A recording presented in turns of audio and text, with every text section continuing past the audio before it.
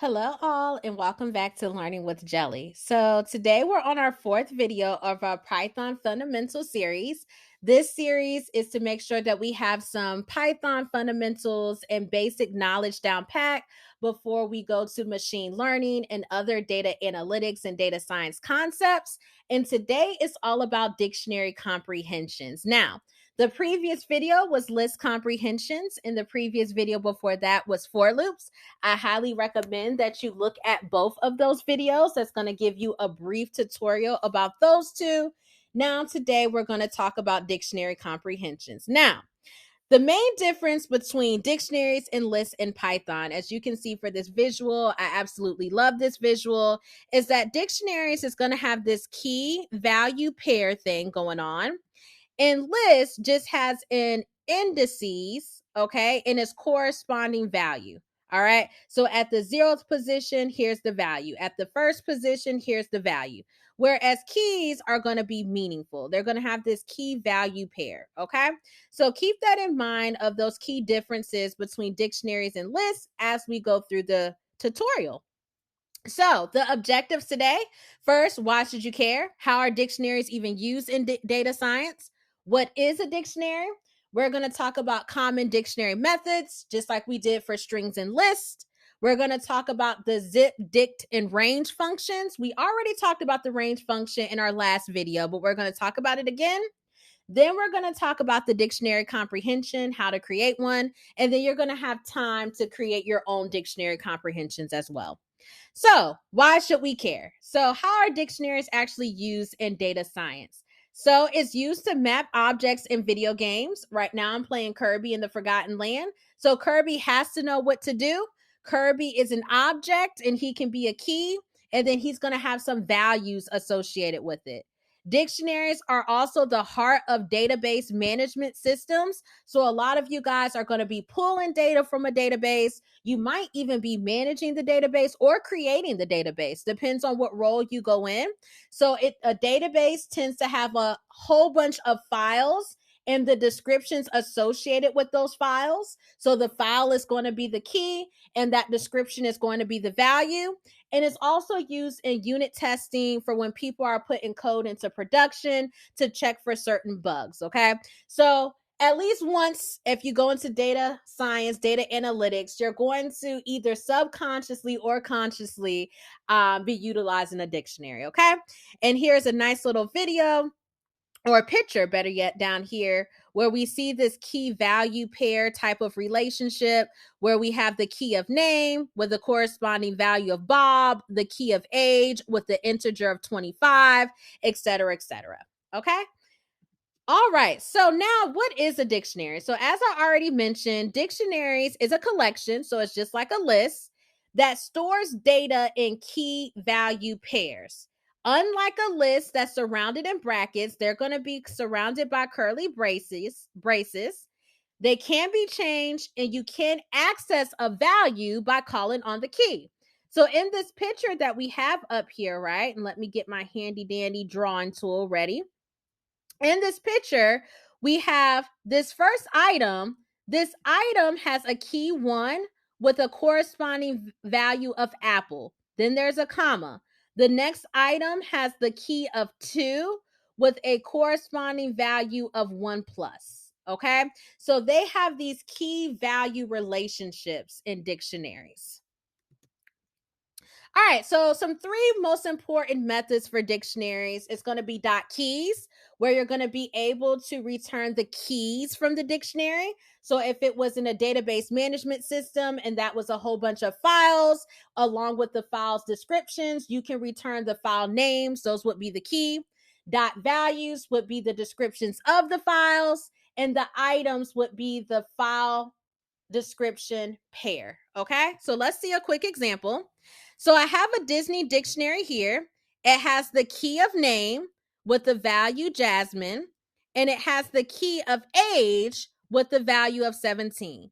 So here I'm going to print off the keys, print the values, and also print the items. So we see when I print it off that the keys are name and age. When I print off the values are Jasmine and 17.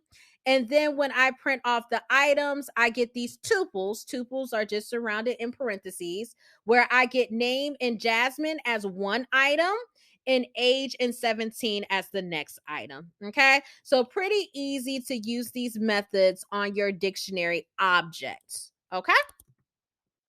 So now let's talk really quickly about the zip dict range function. So the zip function assigns keys to a list of values. Okay. The dict function creates a dictionary. So I can change a list into a dictionary. And the range function is the range of key numbers that I want to assign to the list of values.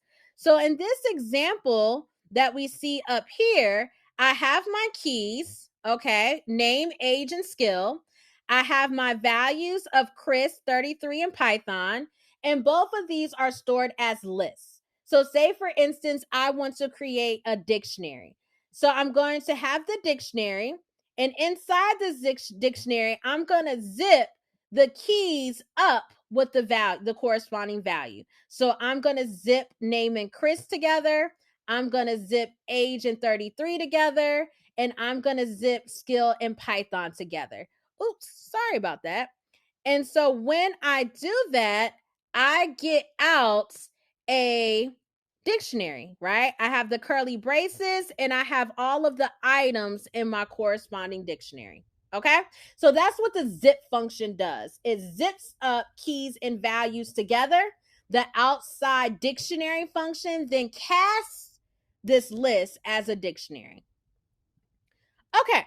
So let's look at another example. So here I have a sports list of baseball, basketball, and soccer. So I don't have any keys. These are just my values. So I'm going to assign numeric keys using the range function. So I'm zipping my keys, which is 0, 1, 2, to my list of values, which is stored in my sports list. And then I'm changing that entire list to a dictionary. Okay. So then when I run this, I get 0, 1, 2, and I get a dictionary with my corresponding values. So this is also how we can do that. Okay. All right. So dictionary comprehensions. So similar to list comprehensions, except for now we have curly braces. Okay. And we're dealing with this key value pair. So say, for instance, I want to have the num. For the value, I want to multiply the number by itself for num in range 1 to 6. Okay, that is an example of a dictionary comprehension. But let's see how this can make a little bit more sense to us. So here I have a dictionary. It has curly braces, and I have the ID of the employee, and I have their corresponding salaries. Okay, so employee 1001 makes about $65,000. Employee 1002 makes about $78,000, and so forth. So now I only want to get the bonus amount. So I only really care about the values in this dictionary. And say, for instance, everybody in the department gets a uniform bonus of 8%. I don't agree with uniform bonuses. 8% could be too low with inflation, but whatever. So I'm going to say V times 8% for V. So V is the same letter as the output that I want in my dictionary. Okay, so employee salary is my dictionary, and I'm calling dot values because I only care about the green numbers. And then I want to return the bonus amount. So when I do that, I see that the first employee gets a bonus of about 4,800, the next one 5,200, and the next one 6,200. Okay, so this is a dictionary comprehension if I want to change the values. We can also do a dictionary comprehension changing the keys. So, say, for instance, I know that all these employees are with the HR department. So I want to add HR in front of the number. Okay.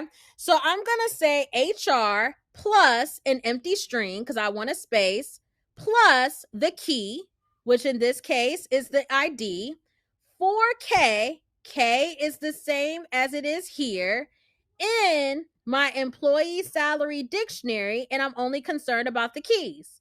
So now when I run this, I get HR employee ID 1001, HR employee ID 1002, etc. Okay. So this is a dictionary comprehension of changing the keys only. But what if I want to change both, right? And I definitely can do that. So in this case, I'm doing HR plus an empty string plus the key, colon, the value times 8% for K comma V, so keys and values in my dictionary, and now I'm getting the item. So I care about getting both the key and value pairs. Then I'm calling this employee department plus their bonus amount.